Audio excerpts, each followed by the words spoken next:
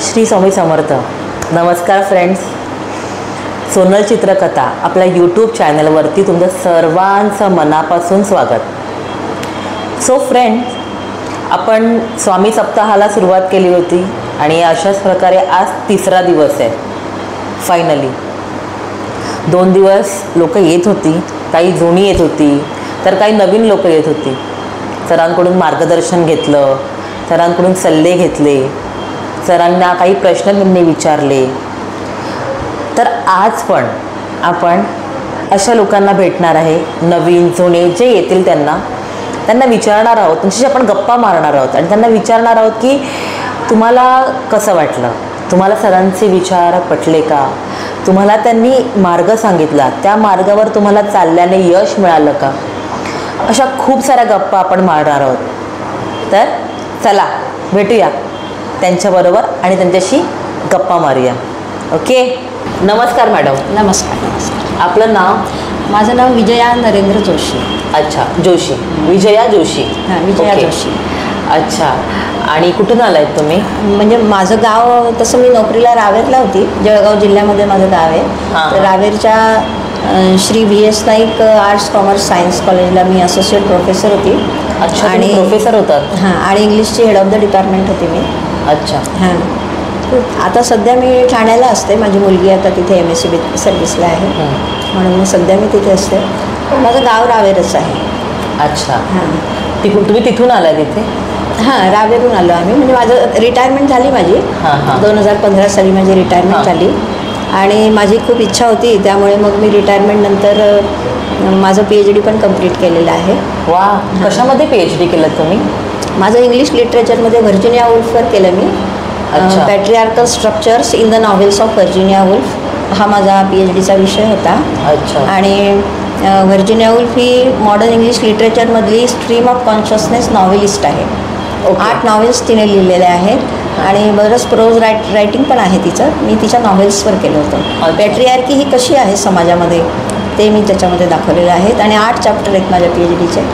तर मला एक समाधान आहे. PhD मुळे मला काही माझं पेन्शन 1 रुपयाने वाढलेलं नाही किंवा नाही, पण मला म्हणजे एक मला मानसिक समाधान म्हणून मी ते केलं. बरोबर. म्हणजे तुम्ही असं आज सरांकडे आलात, हे पहिल्यांदा आलंय की? नाही, याच्या अगोदर आम्ही, माझा धाकटा भाऊ विरारला असायचा तेव्हा आणि माझी आई पण असायची. तर सर तेव्हा तिथे राहायचे, भूषण जोशी सर तिथे राहायचे विरारला.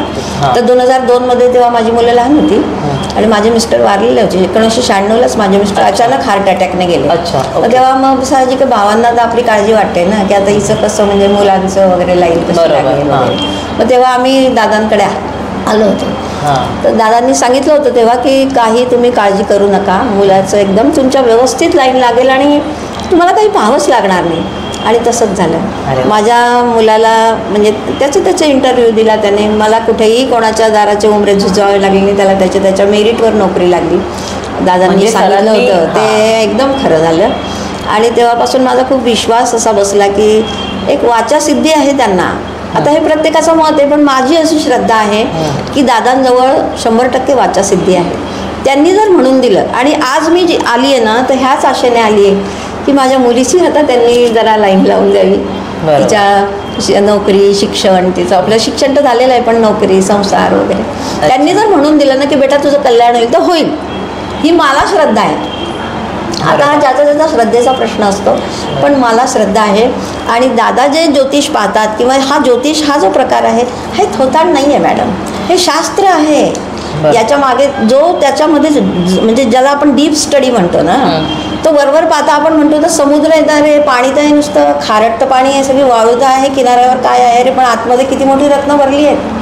तर तसं हे ज्योतिषशास्त्राचं आहे. आणि दादांचा हा डीप स्टडी आहे त्याच्यामध्ये. हे त्यांच्याशी बोलताना आपल्याला जाणवतं.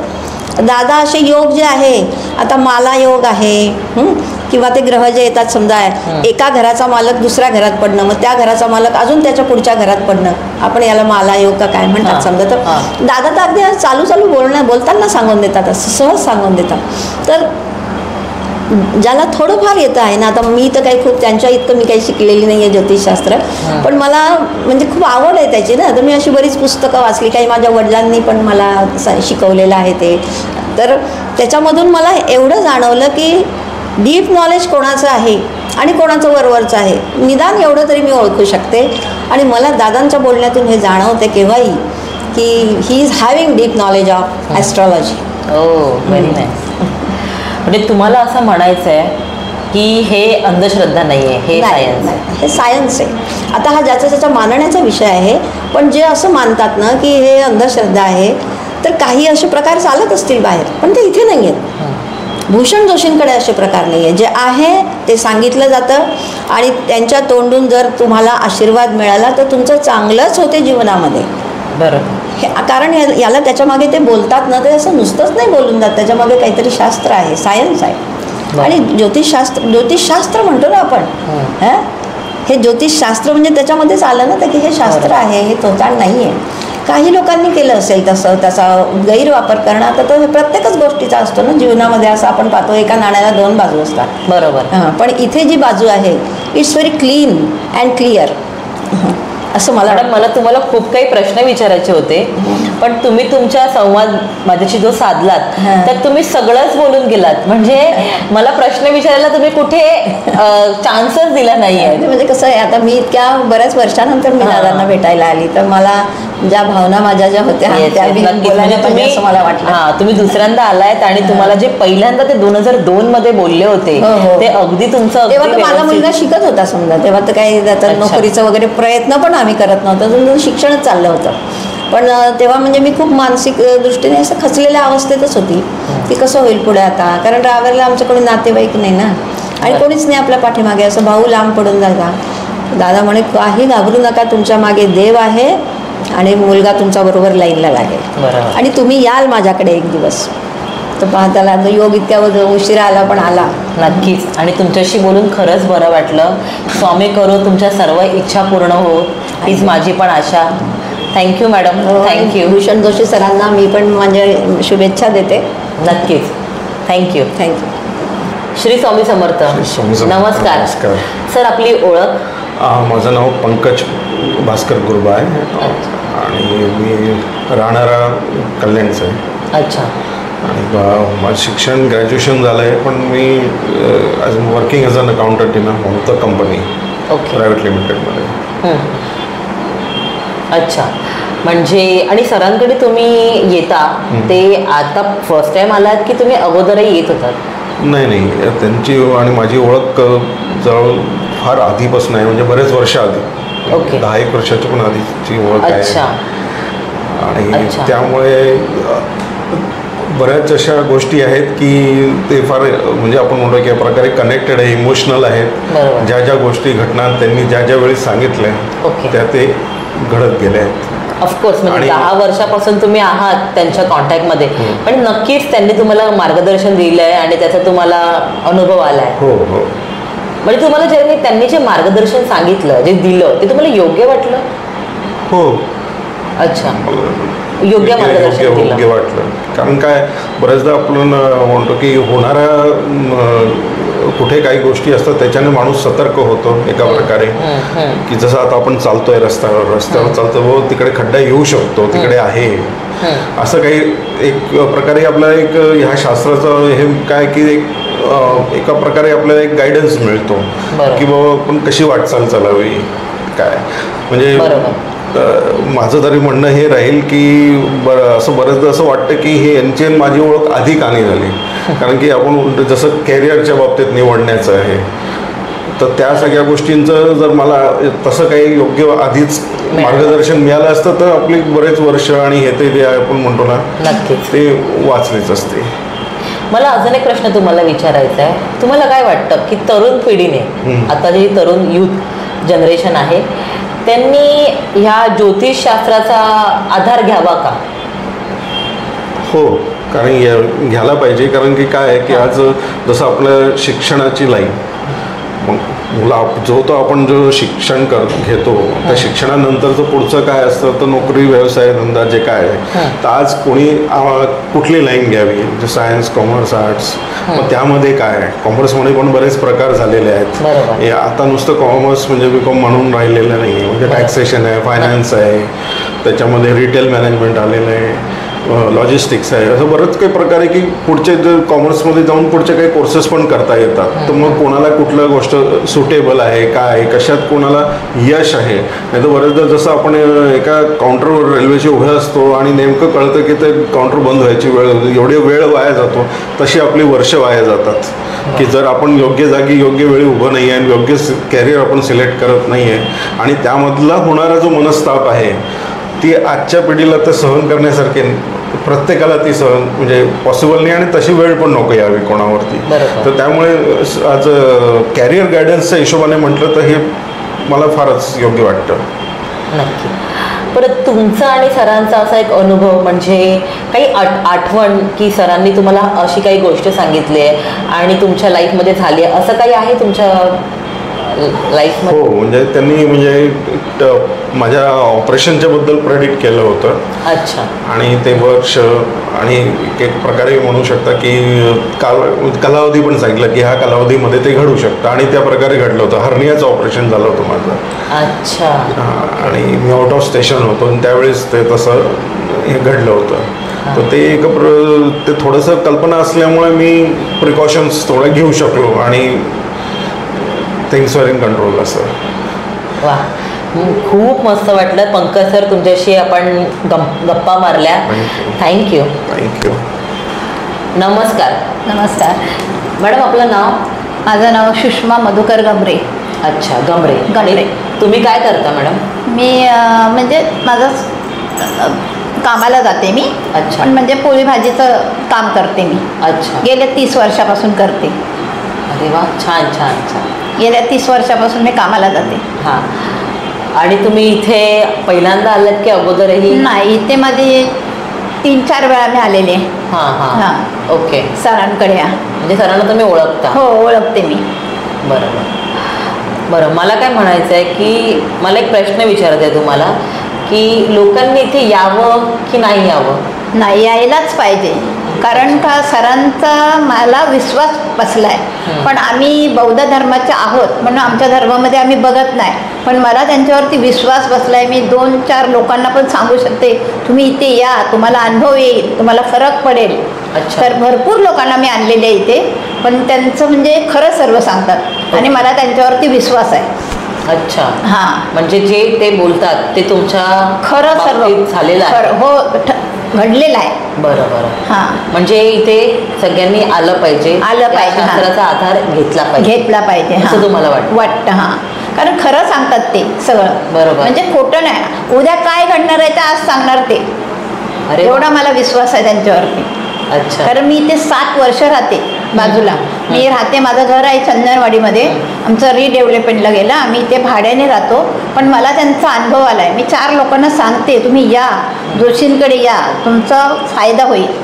बरोबर. हे मी सर्वांना सांगते. मला विश्वास आहे त्यांच्यावरती. मॅडम, मला तुम्हाला एक अजून सांगायचं आहे. बोला ना. मी 30 वर्षापासून पोळ्या लाटायचं काम करते. प्लस एक पहिले मी चंडिका पतफेडीमध्ये 2002 मी सभासद झाले आणि तिथे माझे कमीत कमी 250 ते 300 मेंबर मी केले होते. अच्छा. आणि त्यांना लोन सुद्धा मी काढून देत होती. कोणाला 2 लाख, कोणाला 5 लाख असे मी लोन पण काढत. आणि त्या पतफेडीमध्ये माझे फोटो पण छापायचे. प्लस माझं आभारमध्ये माझं नाव पण होतं, सुषमा मधुकर गमरे. आणि आता दुसरी पण माझी एक पतफेडी आहे, इथली आहे, ती साताऱ्याची आहे, रयत पतफेडी, धोबी तळ्यावरती आहे. त्या पतफेडीवरती मी डायरेक्टर बॉडीवरती आहे. मी बौद्ध समाजाचे आहे म्हणून त्यांनी मला बौद्ध समाजाची म्हणून डायरेक्टर बॉडीवरती घेतलं. आमची दर महिन्याला मीटिंग होते, तिथे पण माझे मेंबर आहेत. तिथे पण मी लोकांना लोन वगैरे काढून देते. आणि माझी त्यावेळेस भरपूर आर्थिक परिस्थिती बिकट होती, तेव्हा मी चंडिका पतफेडीमध्ये सभासद झाले. मी माझ्यावरती कर्ज 10% होतं, पण त्या चंडिका पतफेडीवाल्यांनी मला लोन देऊन देऊन मी कर्जातून मोकळी झाली. बरं. हां. आणि आता ह्या पतफेडीमध्ये आहे डायरेक्टर, तिथे पण मला म्हणजे चांगलं सहकार्य करतात. आणि माझं आता तिथे डायरेक्टर बॉडीवरती आहे म्हणजे माझं नावच आहे, म्हणजे आम्ही मालकच आहे. आणि आता ती पतफेडी धोबी तळ्यावरती आहे, ती आमची स्वतःचीच आहे, विकत घेतले. हां. अच्छा. अशा आमच्या 3 शाखा आहेत. एक खानपाड्याला आहे, एक पवईला आहे आणि एक धोबी तळ्यावरती आहे. हां. आमची प्रत्येक महिन्याला मीटिंग होते, काय झालं काय नाही ते सगळं आम्ही सगळे बॉडीवरती 12 लोक आहेत ते सगळे आम्ही बघतो. लेडीज म्हणजे मीच एक संचालिका म्हणून आहे डायरेक्टर बॉडीवरती. बरोबर. खूप छान, खूप मस्त. नमस्कार सर. नमस्कार. काल परवाच्या दिवशी स्वाती मॅडमची आणि माझी ओळख झाली. त्यांच्या मुलाला घेऊन आल्या होत्या आणि आज ते तुम्ही बंधू त्यांचे आज त्यांच्याबरोबर ते आलेले आहेत. तर तुमचं नाव काय सर? माझं नाव समीर मुरलीधर भिंगारडे. हां, ओके. आणि तुम्ही काय करताय सर? आता मी ॲज अ सिनियर अकाउंटंट थायसन ग्रुपमध्ये काम करतोय. अच्छा. थायसन ग्रुप एलिव्हेटरमध्ये. अच्छा. आणि कुठून आलात तुम्ही? मी लालबागला राहतो ॲक्च्युली, लालबागवरून आलो. अच्छा. तुम्ही सरांना अगोदरपासून ओळखत होता की आज फर्स्ट टाईम आलात? नाही, मी गेल्या 7 वर्षापासून मी त्यांच्याकडे येतोय. 7 वर्षापासून मी ओळखतोय त्यांना. अच्छा अच्छा. समीर सर, मला सांगा तुमचे काही अनुभव आहेत का जे तुम्ही लोकांपर्यंत शेअर करू शकता? अनुभव तसे खूप आहेत. पहिला अनुभव म्हणजे माझा जॉब पण गेला होता. मी JTRSमध्ये काम करतो. अच्छा. आणि त्यांच्याकडे मी आलो होतो की असं असं झालं तर काय करता येईल. त्यांनी मला कॉन्फिडन्स पण दिला होता की तुला मिळेल जॉब, काय टेन्शन घेऊ नको. आणि एक दिवस असं आठवतं मला की इव्हनिंगच्या दरम्यान आय थिंक 7 ते 7:30च्या दरम्यान त्यांनी मला कॉल पण केला होता की तुला जॉबचा कॉल आलाय का. तर मी त्यांना बोललो की नाही, मला अजून तरी नाही आलाय. बोलतो येईल तुला कॉल, बघ तू. तर आय थिंक तो कॉल झाल्यानंतर विदिन 2 to 3 डेजमध्ये मला कॉल आला आणि मला जॉबही मिळाला. अरे वा. आणि आय थिंक 1 वर्ष मी तिकडे कामही केलं. आणि 1 वर्षानंतर मला त्यांनी पुन्हा एकदा मला त्यांनी हे केलं की इंटिमेट केलं की तुझं बाहेर दिसतंय जाणं. आणि मी एवढं काय लक्ष नाही दिलं. बोललो बाहेर कुठे आता, कारण मी आता सध्या इथे अंधेरीला जॉब करतोय आणि मध्येच कसं काय बाहेर जाईल ना मी. बरोबर. तर मी एवढं दुर्लक्ष केलं. पण नंतर बघतो तर मला कंपनीमधून हेड ऑफिसला ट्रान्सफर करण्यात आलं पुण्याला. तो एक त्यांनी जे मार्गदर्शन केलेलं म्हणजे आधी मी दुर्लक्ष केलं पण नंतर ते खरं ठरलं ॲक्च्युली. तो एक अनुभव. आणि अजून दुसरा अनुभव म्हणजे मला गाडी घ्यायचा विचार चाललेला.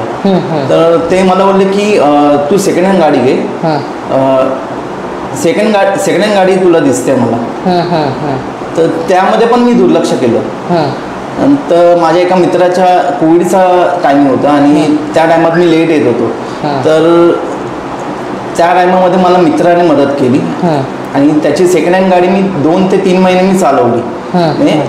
तेही त्यांच्या बोलण्याप्रमाणे मला ती गाडी मिळाली, सेकंड हँड गाडी.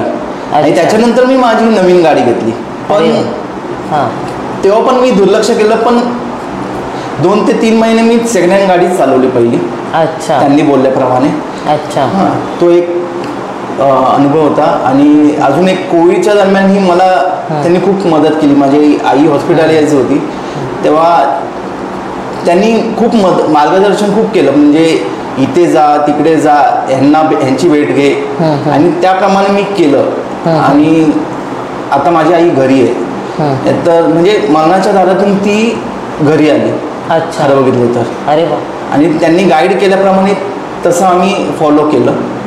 आणि तो रिझल्टही आला. आणि त्यांनी उत्तरही दिलं होतं की तुझी आई सुखरूप घरी येते. तर समीर सर, आज तुम्ही सरांना भेटण्यासाठी आला होता की काही प्रश्न घेऊन आला होता? हां, आज मी माझा एक पर्सनल प्रश्न विचारण्यासाठी सरांकडे आलो होतो. आणि तो म्हणजे माझ्या लग्नाचा. अच्छा. माझं लग्न कधी होईल आणि माझं पुढचं मॅरेज लाईफ कसं असेल हा प्रश्न विचारण्यासाठी आला होता. आणि मग तुम्हाला सरांकडून उत्तर मिळालं का? हो, मला उत्तरही मिळालं आहे. आणि तुम्हाला लवकर लवकर ती गुड न्यूजही कळेलच. अच्छा. So Sameer sir, thank you. तुमच्याशी बोलून खूप बरं वाटलं, खूप मस्त वाटलं. ऑल द बेस्ट तुम्हाला तुमच्या पुढच्या मॅरेज लाईफसाठी. लवकरात लवकर एक छान मुलगी तुमच्या आयुष्यात येऊ दे आणि तुमचं मॅरेज लाईफ खूप छान होऊ दे. Thank you so much. Thank you Sameer sir. Thank you Swati madam. So friends, आज आपण प्रत्येक व्यक्तीशी आपण इंटरॅक्ट केलं. जे क्लायंट सरांची आली त्यांच्याशी आपण गप्पा मारल्या. खूप काही अनुभव आपल्याला शिकायला मिळाले. मलाही त्यांच्याशी गप्पा मारून फार बरं वाटलं. आणि अजून म्हणजे महत्त्वाचं की ज्या जोशी मॅडम आल्या होत्या त्या PhD झालं आहे त्यांचं, म्हणजे आफ्टर रिटायरमेंट त्यांनी PhD केलं आहे. हे ऐकून तर त्यांच्या मला तर अजून इन्स्पायर झाली मी. आणि असे व्यक्ती सरांना भेटायला येत आहेत आणि त्यांचं मार्गदर्शन घेत आहेत, म्हणजे खरोखरच ज्योतिष शास्त्र आहे, ही अंधश्रद्धा नाही. हे तर आपल्याला आज सिद्धच झालं. अजून म्हणजे त्या गमरे आजी आल्या होत्या, त्यांनी तर आपल्याला असं सांगितलं, मला त्यांच्याकडे पहिल्यांदा बघून तर असं वाटलं की ह्या एक हाऊसवाईफ असतील किंवा असं काही छोटं मोठं काम करत असतील. त्यांनी हे तर सांगितलं की मी पोळ्या बनवते, पण त्याच्याबरोबर त्यांनी हेही सांगितलं की ते एका पतपेढीमध्ये डायरेक्टर बोर्डवर आहेत. म्हणजे म्हणतात ना, दिसतं तसं नसतं आणि म्हणून जग फसतं. ती वेळ मला ते सांगून गेली की सोनल, दिसतं तसं खरोखरच नसतं. सो फ्रेंड्स, खूप गाठीशी अनुभव आणि मार्गदर्शन घेत आहेत सगळेजण सरांचा. तुम्हीही या, तुम्हालाही चांगलं मार्गदर्शन मिळेल आणि तुम्हालाही एक चांगला रस्ता मिळेल. सो सोनल चित्रकथा आपल्या चॅनलवरती आता निरोप घेण्याची वेळ आलेली आहे. तर परत एकदा मी सांगते, ज्यांनी कोणी चॅनल सबस्क्राईब केलं नसेल त्यांनी सबस्क्राईब करा, बेल आयकॉनला क्लिक करायला विसरू नका, शेअर करा, म्हणजे मला अजून छान छान व्हिडिओ तुमच्यापर्यंत पोहोचवता येतील. मदत होईल मला तुम्हाला ते व्हिडिओ तुमच्यापर्यंत पोहोचवायची. तर मग हसा, हसवत राहा. Bye, take care.